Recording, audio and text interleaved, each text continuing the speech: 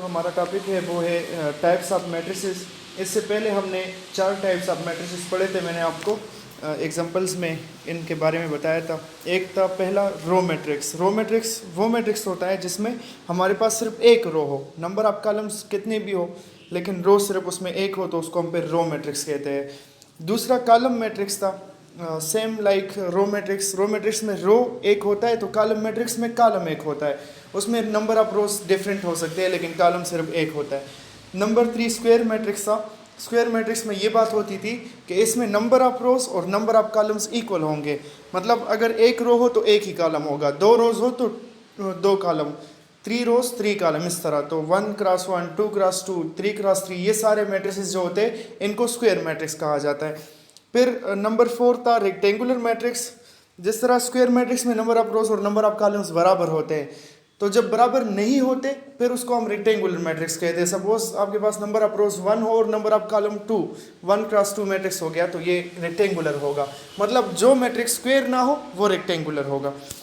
अब कुछ और टाइप्स भी पढ़ने हैं हमने मैट्रिसेस के, जिनमें से नंबर 5 है जीरो और नल मैट्रिक्स। अब जीरो मैट्रिक्स या नल मैट्रिक्स कौन सा मैट्रिक्स होता है?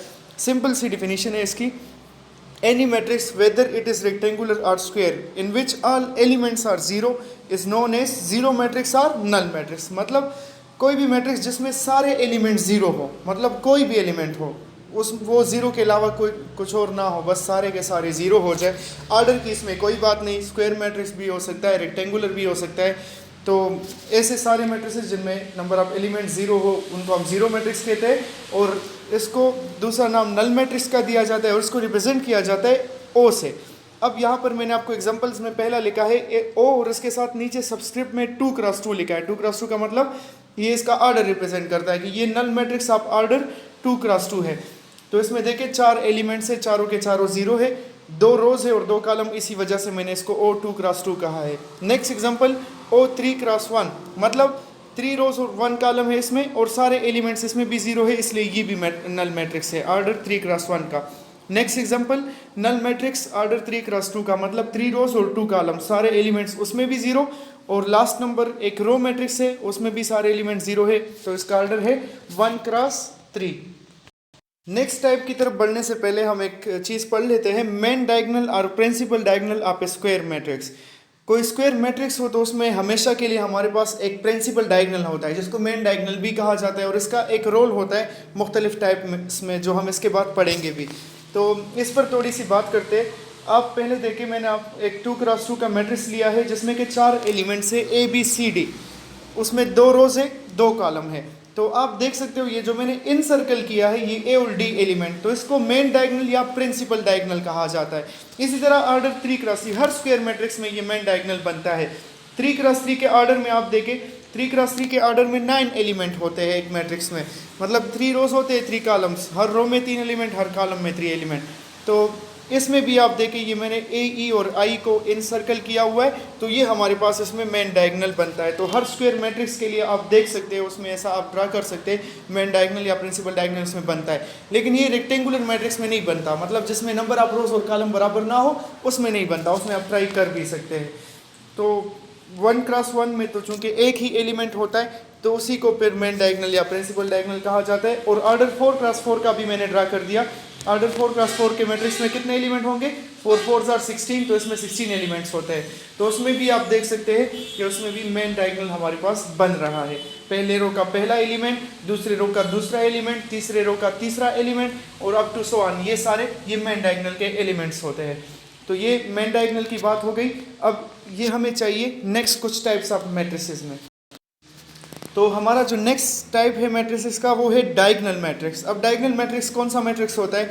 A square matrix in which all elements are zero except the main diagonal elements is called diagonal matrix. मतलब वो स्क्वायर मैट्रिक्स में सबसे पहली बात ये याद रखिए कि डायगोनल मैट्रिक्स का स्क्वायर मैट्रिक्स होना ज़रूरी है, मतलब रेक्टेंगुलर मैट्रिक्स का भी डायगोनल मैट्रिक्स नहीं हो सकता।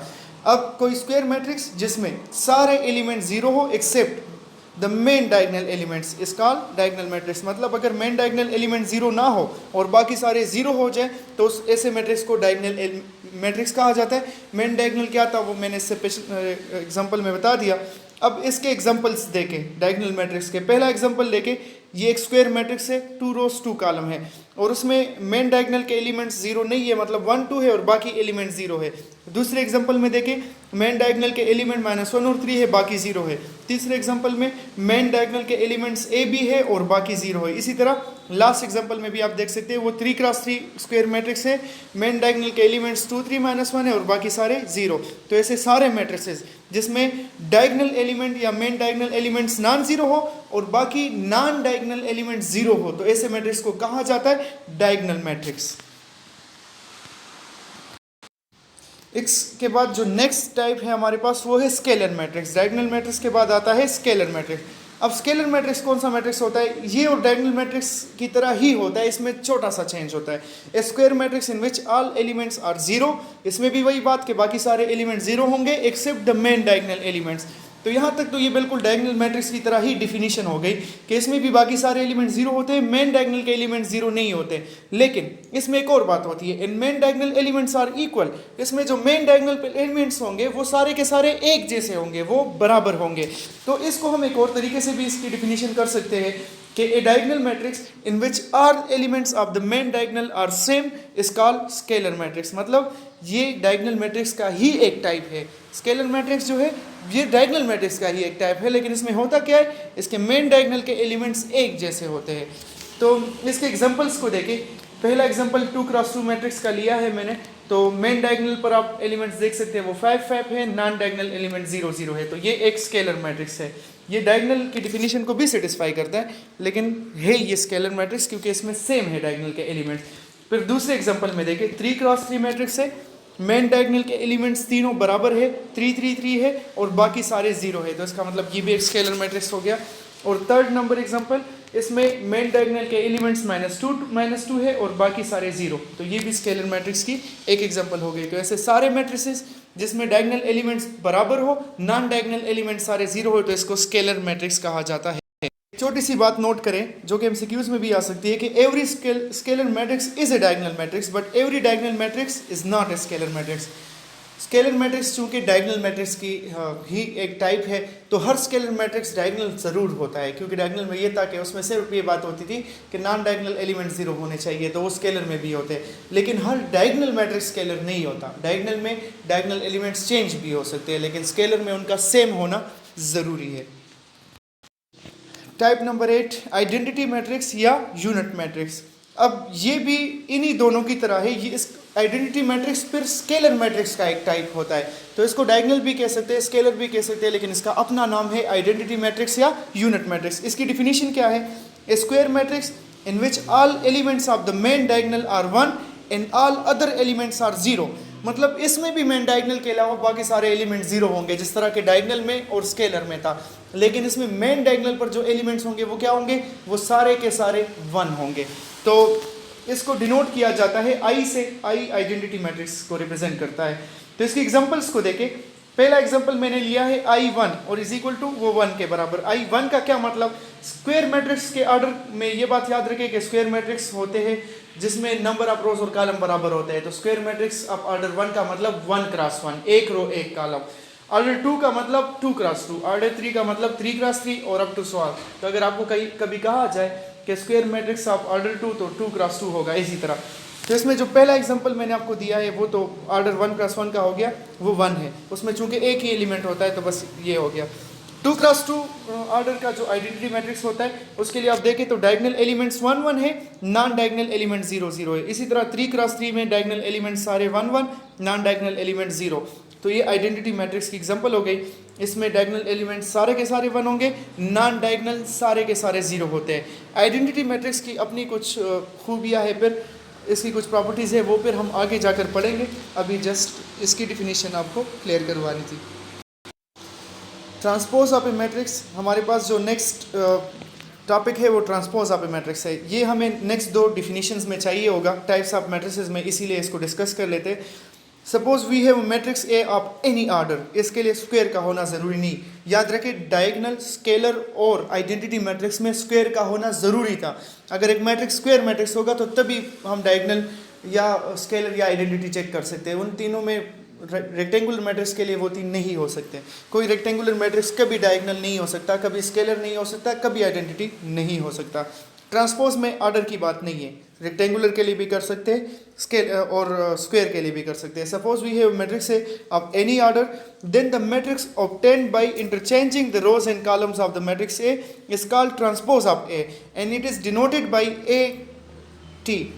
अब यहाँ पर ये बात कि ट्रांसपोज का में हम करते क्या है, ट्रांसपोज में हम सिंपल एक काम करते हैं कि कोई मैट्रिक्स आपको दिया जाता है तो उसके रोज और कॉलम को इंटरचेंज कर देते हैं और इससे जो नया मैट्रिक्स मिलता है उसको हम कहते हैं ए ट्रांसपोज, जिसको ए टी से डिनोट किया जाता है। एग्जांपल में आप देखें, जो मैंने आपको पहला एग्जांपल दिया है तो ये मैट्रिक्स है, रो मैट्रिक्स है, 1 2 3 इसमें रो है।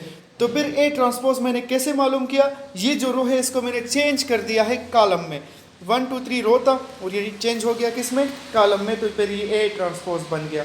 मतलब जो रो होता है वो कॉलम में चेंज होता है, जो कॉलम होते हैं वो ऑटोमेटिकली इसमें रो में चेंज हो जाते हैं। इसमें बस आपको एक काम करना होगा, या तो रो को कॉलम में चेंज करें या कॉलम को रो में चेंज करें, दूसरा ऑटोमेटिकली चेंज हो जाता है।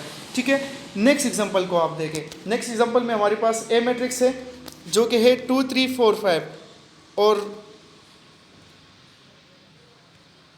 इसी 2 3 4 5 मैट्रिक्स का हमने ट्रांसपोज लेना है। तो इसका ट्रांसपोज कैसे लेना है, रोज और कॉलम को इंटरचेंज करना है। तो आपने कोई एक काम करना है, या तो रो को कॉलम में इंटरचेंज करें या कॉलम को रो में। देखिए यहाँ पर ये 2 3 हमारे पास एक रो है, ठीक है, इस 2 3 रो को हमने यहाँ पर ए ट्रांसपोज में किस में चेंज कर दिया, कॉलम में चेंज कर दिया, तो ये बात हो गई। फिर इसी तरह 4 5 हमारे पास दूसरा रो है, तो 4 5 के लिए अगेन वो बात, ये 4 5 रो जो है इसको मैं चेंज कर दूंगा कॉलम में। तो मतलब दोनों रोज को मैंने कॉलम में चेंज कर दिया, तो जो मैट्रिक्स हमारे पास मिला वो कौन सा मैट्रिक्स है, वो है ए ट्रांसपोज मैट्रिक्स। इसी तरह थर्ड एग्जांपल में देखें, एक मैट्रिक्स ए मैंने लिया है 1 4 2 5 3 6, ये एक मैट्रिक्स है, 3 रोज है और 2 कॉलम है इसमें। इसका ट्रांसपोज लेंगे तो क्या करेंगे, पहला काम उसी तरह 1 4 रो है तो इसको हम कॉलम में चेंज कर देंगे, ठीक है। फिर दूसरा 2 5 रो है तो इसको मैंने कॉलम में चेंज कर दिया, और फिर तीसरा 3 6 रो है तो इसको मैंने किस में चेंज कर दिया, कॉलम में। तो जब मैंने रोज को कॉलम में चेंज कर दिया तो ए ट्रांसपोज मिल गया। इसी तरह लास्ट एग्जांपल में देखें, ए मैट्रिक्स हमारे पास है, रोज को कॉलम में चेंज करना है तो ये रो कॉलम में चेंज हो गया, ये रो दूसरा जो रो है ये भी कॉलम में चेंज हो गया, और हमारे पास जो तीसरा रो है थर्ड 0 1 6 वो भी चेंज हो गया किस में, कॉलम में। आप यहाँ पर देख सकते हो। अब एक और बात ज़हन में रखें, जिस तरह मैंने रोज को कॉलम में चेंज कर दिया तो एक बात खुद यहाँ पर हो जाती है कि कॉलम ऑटोमेटिकली रो में चेंज हो जाते हैं। सपोज ये कॉलम था, मैंने तो रो को कॉलम में चेंज किया था, लेकिन कॉलम रो में चेंज हो गया है, देख सकते हैं आप। 1 2 0 कॉलम था पहले, वो रो हो गया। तो एक के चेंज करने से दूसरा ऑटोमेटिकली चेंज हो जाता है। तो यही था ट्रांसपोज का तरीका, बहुत ज़्यादा सिंपल। हैं टाइप नंबर 9 की तरफ। 9 नंबर में ये बात है एक symmetric matrix. A symmetric matrix is said to be, A square matrix sorry is said to be symmetric if A transpose is equal to A. कोई स्क्वायर मैट्रिक्स सिमेट्रिक तब होगा अगर हम उसका ट्रांसपोज ले और वापस हमें वो मैट्रिक्स मिले, मतलब ट्रांसपोज की वजह से उस पर कोई असर ना पड़े, तो फिर उसको कहेंगे सिमेट्रिक मैट्रिक्स। मैंने आपको एग्जांपल दी है, ए एक मैट्रिक्स है 1 3 और 3 4। सपोज हम इसका ट्रांसपोज लेते हैं, यहाँ पर मैंने पेंसिल से किया भी है, दोबारा से करवा देता हूँ। ट्रांसपोज में ये रो जो होगा चेंज हो जाएगा किस में, कॉलम में। इसी तरह दूसरा रो 3 4 चेंज हो जाएगा किस में, कॉलम में। तो जब ये रो कॉलम में चेंज हो गए, लेकिन उसके बावजूद आप देखें ये ए ट्रांसपोज और ए मैट्रिक्स बराबर है। ए मैट्रिक्स भी 1 3 3 4 था, ए ट्रांसपोज भी 1 3 3 4। मतलब क्या बना इसका कि ट्रांसपोज से इस ए मैट्रिक्स पर कोई असर नहीं पड़ा, और जिस मैट्रिक्स पर ट्रांसपोज से असर नहीं पड़े उसको हम कहते हैं सिमेट्रिक मैट्रिक्स। यहाँ पर 10 नंबर जो है वो है skew symmetric matrix. Symmetric matrix तो हमने जान लिया कि जिस पर ट्रांसपोज की वजह से असर ना पड़े। स्क्यू सिमेट्रिक मैट्रिक्स कौन सा होता है, A square matrix is said to be skew symmetric if A transpose is equal to -a। मतलब अगर हम किसी मैट्रिक्स का ट्रांसपोज ले और वो उसके नेगेटिव के बराबर आए तो फिर वो स्क्यू सिमेट्रिक होता है। इसकी एग्जाम्पल को देखें, मैंने एक मैट्रिक्स लिया 0 -3 और 3 0, तो इसका ट्रांसपोज लेते हैं। मतलब ट्रांसपोज कैसे लेंगे, ये रो चेंज हो जाएगा कॉलम को, इसी तरह दूसरा रो चेंज हो जाएगा किसको, कॉलम को। तो ये इसका ट्रांसपोज बन गया। तो ट्रांसपोज के बाद इससे आपने फिर स्क्यू सिमेट्रिक में माइनस साइन कॉमन करना होगा, क्योंकि ए ट्रांसपोज अब ए के बराबर नहीं है। लेकिन जब हम माइनस साइन कॉमन करते हैं, बाहर निकालते हैं, तो किसी मैट्रिक्स से माइनस साइन के बाहर निकलने की वजह से उसके अंदर के एलिमेंट्स के सारे साइंस चेंज हो जाते हैं। ज़ीरो का तो कोई साइन नहीं होता, वो चेंज नहीं होगा। ये 3 जो है +3 -3 बन गया। यहाँ पर आप देखिए, यहाँ पर ये +3 था ये वाला, और यहाँ पर ये क्या बना, -3 बना। इसी तरह यहाँ पर ये -3 था तो माइनस साइन कॉमन करने की वजह से ये +3 बन गया। तो माइनस की वजह से इन सब के साइन चेंज हो गए। और अभी आप देखें ए ट्रांसपोज अपनी जगह, माइनस साइन अपनी जगह, और ये जो मैट्रिक्स हमारे पास ये वाला आया है तो ये किसके बराबर है, ये इसी ए के बराबर है। तो इसकी जगह मैंने यहाँ पर ए लिख दिया, और जब ए लिख दिया इसका मतलब कि ए ट्रांसपोज -a के बराबर आया।